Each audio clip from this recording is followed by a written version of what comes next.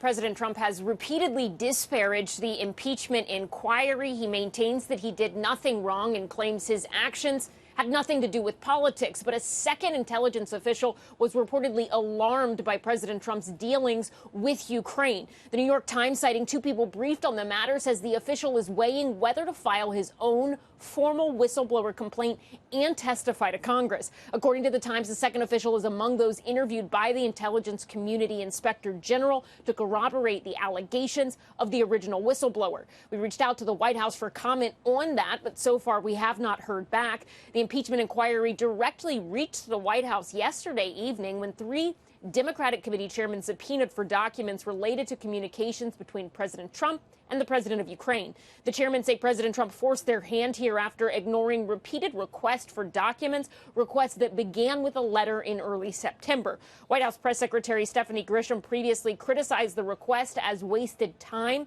and taxpayer dollars that will ultimately show the president did nothing wrong.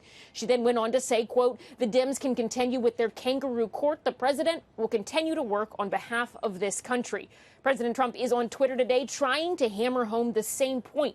He's also going after Republican Senator Mitt Romney. Romney criticized President Trump after he publicly said China should investigate the Bidens, and then went on to say, quote, "By all appearances, the president's brazen and unprecedented appeal to China and to Ukraine to investigate Joe Biden is wrong and appalling." President Trump called the Utah senator and former Republican presidential nominee a pompous ass who has been fighting me from the beginning.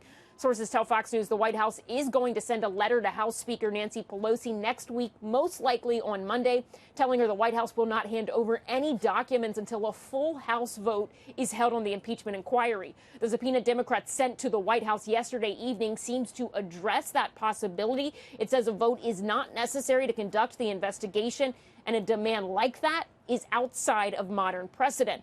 All of this, as Bloomberg News reports, President Trump has ordered substantial staff cuts to his National Security Council. Bloomberg News says 2 of their 5 sources claim the decision to shrink NSC is largely related to efficiency and leadership change.